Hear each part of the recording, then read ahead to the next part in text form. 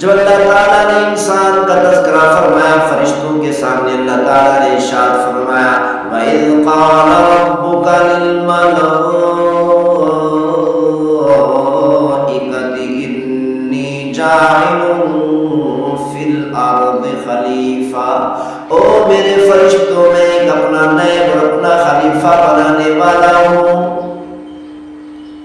تو فرشتے کہنے لگے اے ہمارے پروردگار اتجعل فیہا من یفسد فیہا ویسفک الدماء، اے ہمارے پروردگار کیا آپ اس مخلوق کو پیدا کرنا چاہتے ہیں جو زمین کے اندر فساد پھیلائے گی، زمین کے اندر قتل و غارت کرے گی، زمین کے اندر خون ریزی کرے گی، جھگڑے اور فسادات برپا کرے گی، تباہیاں اور بربادیاں کرے گی؟ تو اللہ تعالیٰ نے ارشاد فرمایا تھا انی اعلم ما لا تعلمون۔ تو فرشتوں نے کہا اے ہمارے پروردگار ایسی مخلوق کو پیدا نہ کر۔ تو اللہ تعالیٰ نے جواب میں ارشاد فرمایا تھا اے میرے فرشتوں انسان کو میں جانتا ہوں تم نہیں جان سکتے۔ اسی لیے فرمایا کہ آخری عشرہ میں اعتکاف بیٹھنا چاہیے مسلمانوں کو۔ جو مسلمان اعتکاف میں بیٹھتے ہیں چاہے وہ ساری رات سوتے بھی رہیں، کیونکہ اعتکاف بیٹھنے والے کا ساری رات سونا بھی عبادت ہے، ساری رات سوتا بھی رہے تب بھی اعتکاف بیٹھنے والے کو لیلۃ القدر نصیب ہو ہی جاتی ہے۔ ہو ہی نہیں سکتا کہ اعتکاف بیٹھنے والا لیلۃ القدر سے محروم ہو جائے، کیونکہ اس کا اعتکاف بیٹھنا ہی مستقل عبادت ہے۔ اب اعتکاف کی حالت میں رات کو سو رہا ہے، عشاء کی نماز پڑھی لیلۃ القدر میں، نماز تراویح پڑھی لیلۃ القدر میں، نماز تراویح کے اندر تسبیحات پڑھی لیلۃ القدر میں، قرآن مجید کی تلاوت سنی لیلۃ القدر میں، رات کو کھڑے ہو کر تہجد پڑھی لیلۃ القدر میں،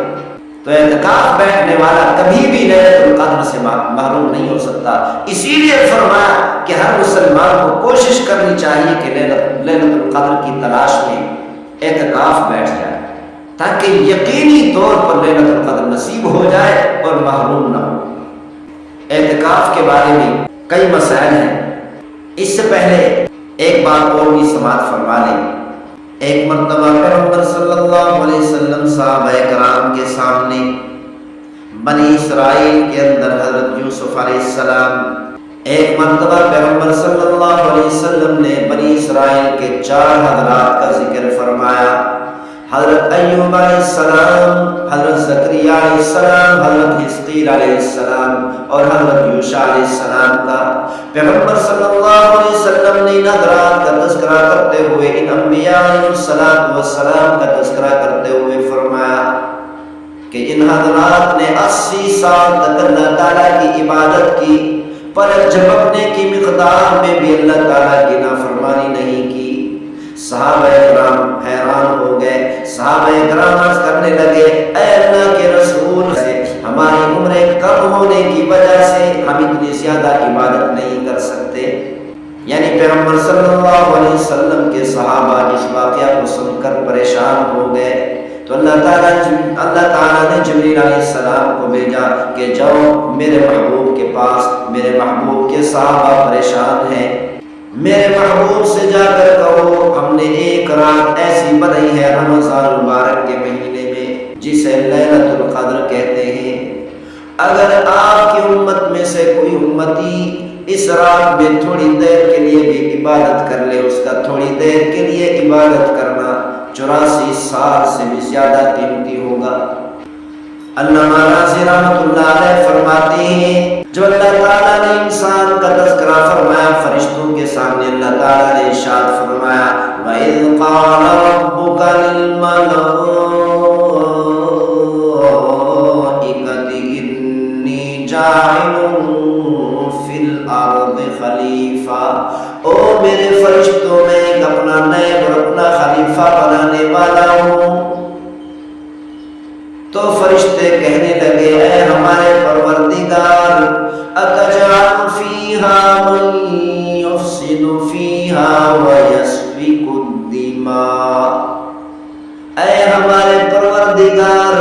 کیا آپ اس مخلوق کو پیدا کرنا چاہتے ہیں جو زمین کے اندر فساد پھیلائے گی، زمین کے اندر قتل و غارت کرے گی، زمین کے اندر خون ریزی کرے گی، جھگڑے اور فسادات برپا کرے گی، تباہیاں اور بربادیاں کرے گی؟ تو اللہ تعالیٰ نے ارشاد فرمایا تھا انی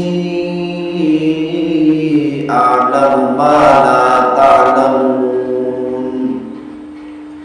تو فرشتوں نے کہا اے ہمارے پروردگار ایسی مخلوق کو پیدا نہ کر۔ تو اللہ تعالیٰ نے جواب میں ارشاد فرمایا تھا اے میرے فرشتوں، انسان کو میں جانتا ہوں، تم نہیں جان سکتے۔ تو اسی لیے لیلۃ القدر میں اللہ تعالیٰ کے فرشتے زمین پر اترتے ہیں، زمین پر آ کر وہ جو لفظ، وہ جو جملہ انہوں نے انسان کے خلاف کہا تھا، اس کی معذرت کے لیے زمین پر انسانوں کے پاس آتے ہیں۔ اسی لیے اللہ تعالیٰ فرماتے ہیں فرشتوں سے کہ جاؤ زمین پر جا کر دیکھو، تم تو کہتے تھے کہ میرے بندے یہ انسان زمین کے اندر خون ریزی کریں گے، فساد پھیلائیں گے، تباہیاں کریں گے، لیکن جا کر دیکھو لیلۃ القدر میں دیکھو میرے بندے میرے سامنے کھڑے ہو کر میری عبادت میں مصروف ہیں۔ اسی لیے اللہ تعالیٰ فرماتے ہیں کہ جو میرے بندوں کی ہر دعا پر آمین کہو۔